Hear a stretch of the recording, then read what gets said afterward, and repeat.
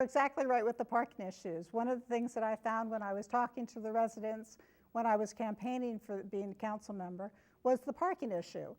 You know, in the second district, we being the very business downtown issue, people had a lot of issues with parking, and I thought it was originally just a part of that particular part of town, but I realized it's all over.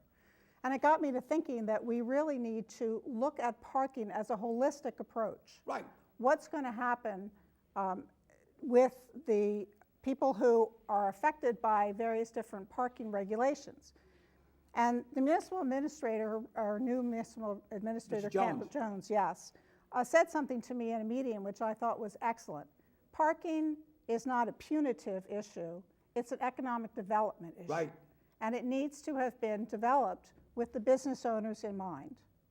So I think when we start looking at revising the parking or parking reform, is that we work hand in hand with the businesses and with the residents and determine a policy that's going to be agreeable to everybody. Right, right.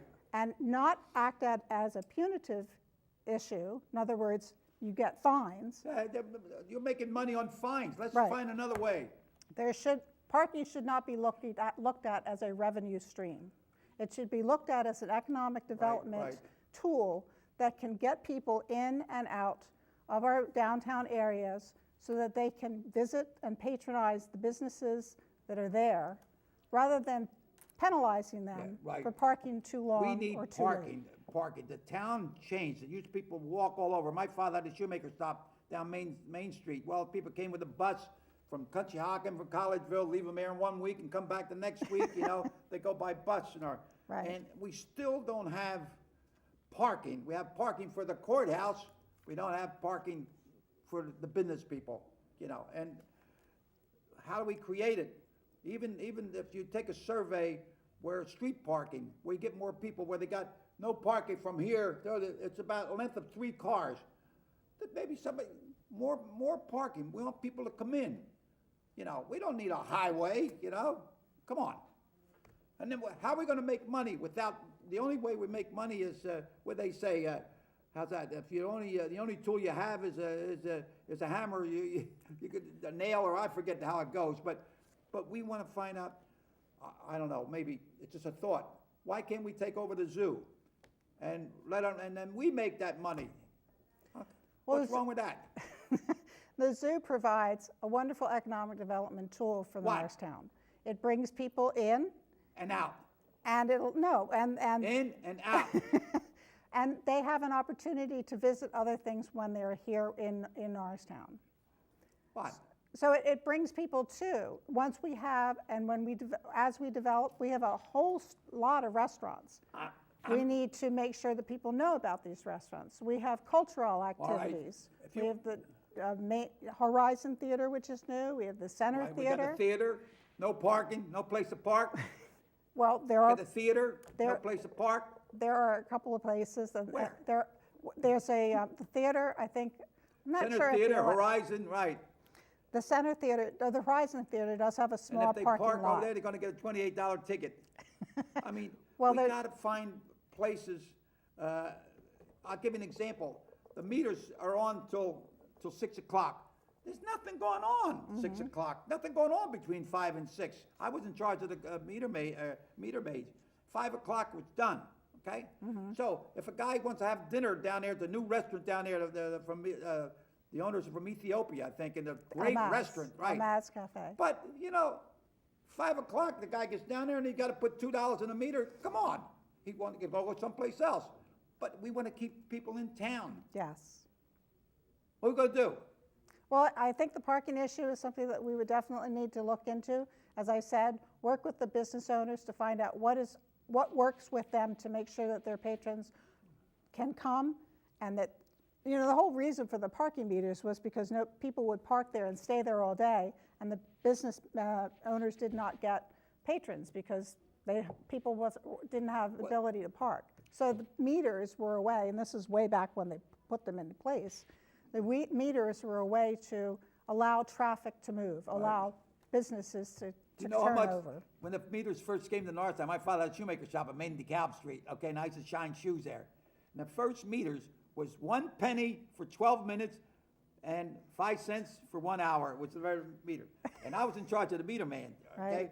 And next thing you know, we had somebody that would put a coin in it in the wintertime, and then he'd squirt water in there, and the thing would freeze at 1 hour, you know.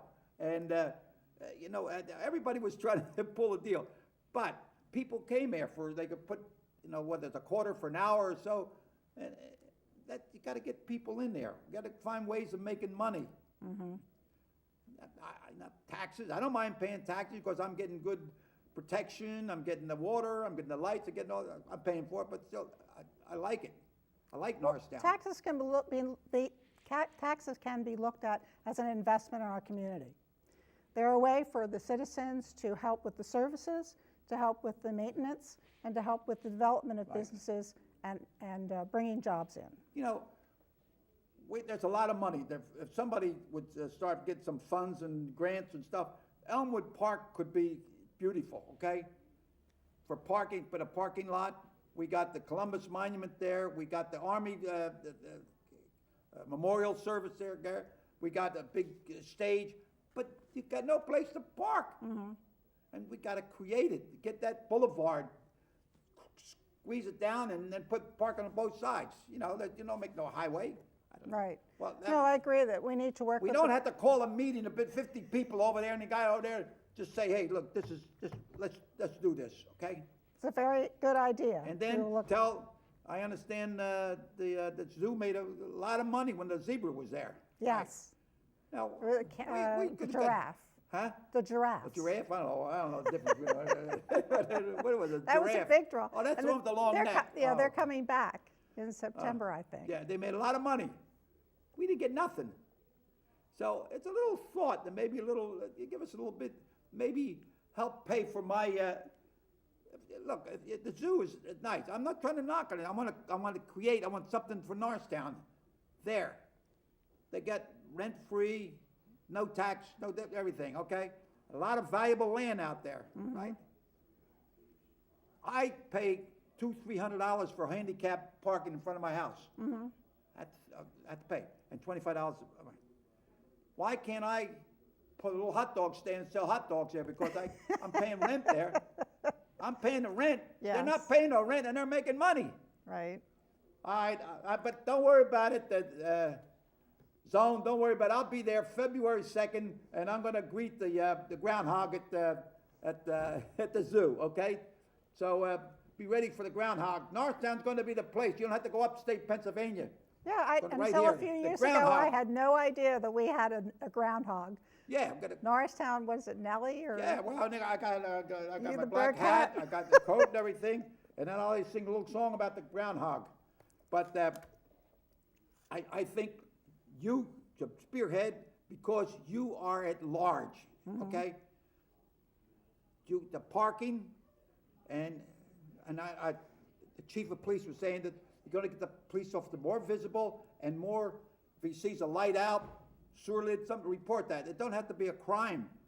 It'll be a crime if somebody gets hurt.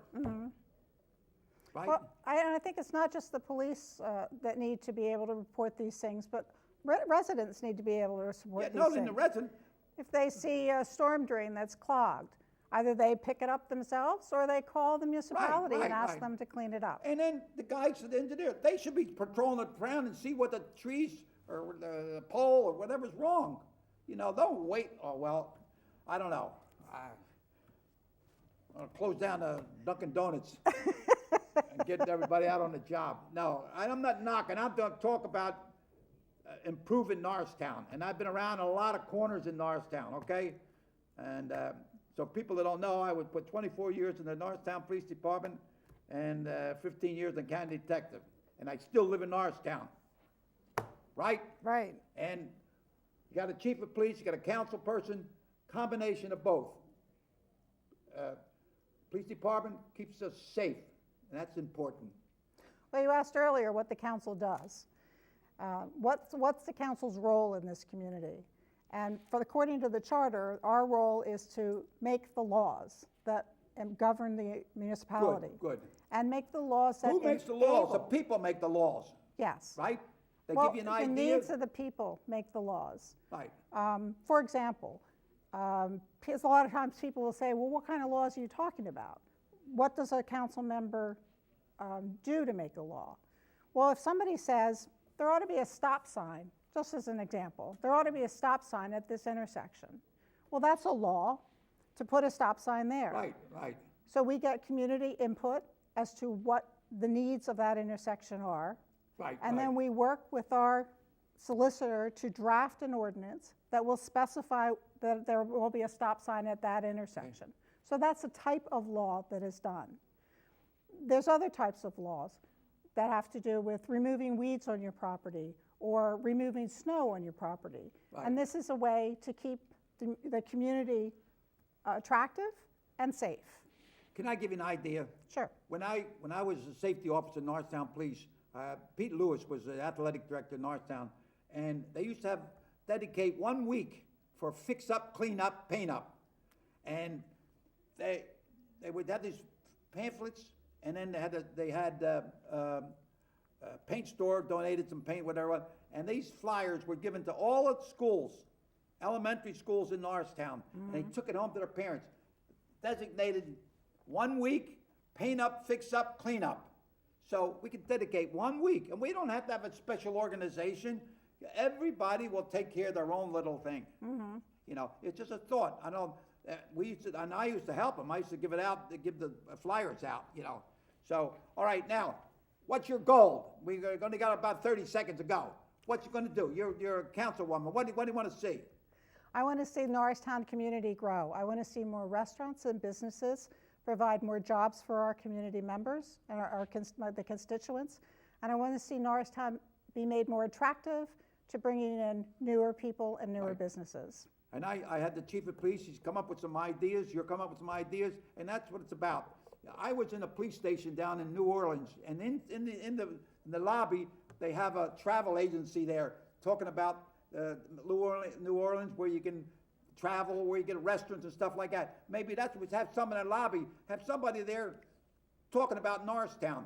People can stop and get information. You know, get people out of the house, get people into the community. Okay, now, thanks a lot. Thanks a Thank lot you so for much coming for on, allowing and me to ladies be and here. gentlemen, thanks a lot. I'm yelling a little bit because my voice was, I don't know, I must have a frog in there someplace when he goes hopping around, maybe all right.